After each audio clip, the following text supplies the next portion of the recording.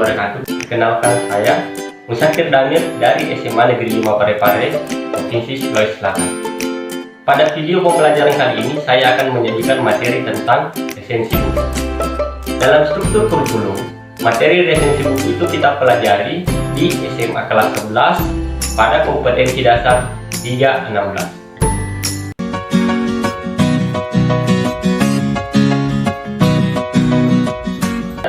Adapun tujuan pembelajaran kita yaitu yang pertama, mengetahui pengertian resensi. Yang kedua, mengetahui unsur-unsur atau sistematika resensi. Dan yang ketiga adalah mengetahui kaidah kebahasaan resensi. Nah, sekarang materi pertama yang akan kita bahas yaitu pengertian resensi. Apakah itu resensi? Nah, coba kita perhatikan. Resensi adalah tulisan atau ulasan mengenai nilai sebuah hasil karya atau buku.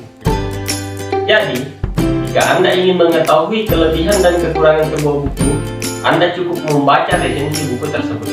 Setelah mengetahui kelebihan dan kekurangan buku, Anda bisa mengambil kesimpulan apakah buku tersebut menarik atau tidak untuk dibaca. Sekarang kita masuk ke materi berikut, yaitu unsur-unsur resensi. Nah, sekarang unsur resensi itu terdiri atas yang pertama, judul resensi. Judul resensi harus selaras dengan keseluruhan isi resensi. Ada beberapa contoh judul resensi, misalnya Valentino Rossi sang juara, kemudian ada judul Petualangan Bocah di Taman Jepang. Yang kedua adalah identitas buku. Identitas buku berisi judul buku, pengarang, penerbit, tahun terbit, tebal buku, dan lain-lain. Unsur yang ketiga adalah pendahuluan. Pada bagian ini, penulis resensi memperkenalkan pengarangnya, karyanya berbentuk apa saja, membandingkan dengan buku yang sejenis yang sudah ditulis, dan lain-lain. Unsur resensi yang keempat adalah inti atau isi resensi. Jadi, bagian ini berisi sinopsis atau ringkasan buku. Misalnya, pernyataannya seperti itu. Buku ini menyajikan bahasa tentang bagaimana teknik bermain gitar. Gitar adalah alat musik yang menghasilkan melodi indah dan seterusnya.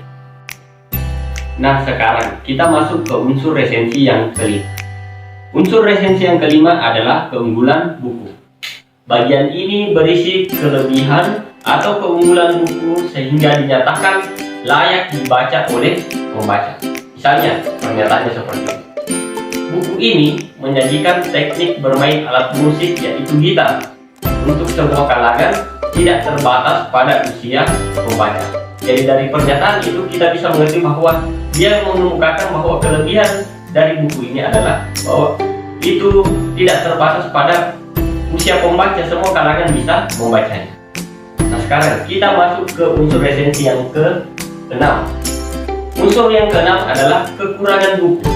Bagian ini berisi penilaian terkait kekurangan buku. Misalnya, pernyataannya seperti ini. Penggunaan jenis huruf kurang nyaman untuk dibaca dalam waktu yang sama. Dari pernyataan tersebut, kita bisa mengerti bahwa ternyata buku tersebut kekurangannya adalah dari jenis penggunaan. Berikutnya, unsur resensi yang ketujuh adalah penutup. Bagian penutup biasanya berisi saran atau pertanyaan bahwa buku ini penting untuk siapa dan mengapa. Setelah mengetahui unsur-unsur resensi, maka materi berikutnya yang harus dipahami terkait resensi yaitu kaidah kebahasaan resensi. Nah, sekarang coba kita lihat kaidah kebahasaannya seperti apa. Jadi, kaidah kebahasaan resensi itu ada 4 poin.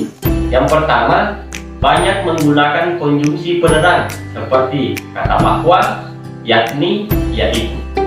Yang kedua adalah banyak menggunakan konjungsi temporal seperti sejak, semenjak, kemudian, akhirnya. Yang ketiga, banyak menggunakan konjungsi penyebab seperti karena, sebab. Dan yang keempat adalah banyak menggunakan pernyataan-pernyataan yang berupa saran atau rekomendasi pada bagian akhir teks.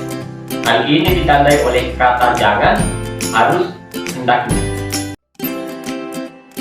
Baik, sekarang kita masuk ke pembahasan soal untuk resensi. Nah, sekarang coba kita perhatikan soal pertama. Jadi kita lihat dulu, pertanyaannya adalah kalimat resensi yang menunjukkan keunggulan bahasa sesuai ilustrasi adalah, jadi yang diminta adalah ini, keunggulan. Nah, sekarang kalau kita membaca kutipan resensi di atas, kita bisa melihat bahwa di sini ada pernyataan bahwa cerita ini sangat menarik, sederhana dan komunikatif. Nah, kalau kita lihat ini adalah kalimat yang menyatakan keunggulan, maka kita cari saja di opsi yang sesuai dengan ini adalah, nah, kita lihat pada opsi A, bahasa Armin Pane dalam novel sederhana dan komunikatif. Maka tentu jawabannya A. Sekarang kita ke soal berikut. Kita lihat pertanyaannya. Yang ditanyakan adalah kelemahan buku yang menyatakan kelemahan. Nah, sekarang coba kita baca di atas. Kalau kita baca kutipan di atas, bisa kita lihat di sini ada kalimat karya sastra Gaha ini tidak mendalam dan tidak teliti karena desakan waktu. Ini adalah kalimat yang mengarah pada kelemahan karena ini berisi kritik terkait dengan karya ini. Maka kalau kita lihat opsi yang ada di bawah ya, yang sesuai dengan ini, kalimat ini tentu ada di sini. Ini penulis buku tidak teliti dan tidak mendalam dalam mengulas masalah. Ini yang relevan, maka jawabannya tentu adalah A. Nah, sekarang kita lihat soal yang ketiga. Yang ditanyakan adalah penulis resensi menyoroti aspek apa? Nah, kita lihat kutipannya di atas. Dia katakan, novel ini mestinya dikembangkan menjadi analisis materi di tepi hutan yang mengarah ke kehidupan politis masyarakat. Mestinya berarti ini dia kritik ya, bahwa mestinya mengarah ke masyarakat kota. Kemudian dia katakan suasana terkesan dahsyat, misterius dan magis. Berarti ini suasananya dianggap ini adalah kelemahan ya, kelemahan dalam novel.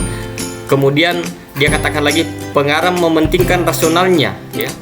Nah, maka kalau kita lihat kalimat-kalimat yang ada dalam ini ya, kalimatnya itu semuanya mengarah pada kekurangan atau kelemahan dari karya sastra yang diresensi. Maka tentu aspek ini menyoroti kelemahan buku. Nah, itulah kegiatan pembelajaran kita pada video kali ini. Sekian, assalamualaikum warahmatullahi wabarakatuh.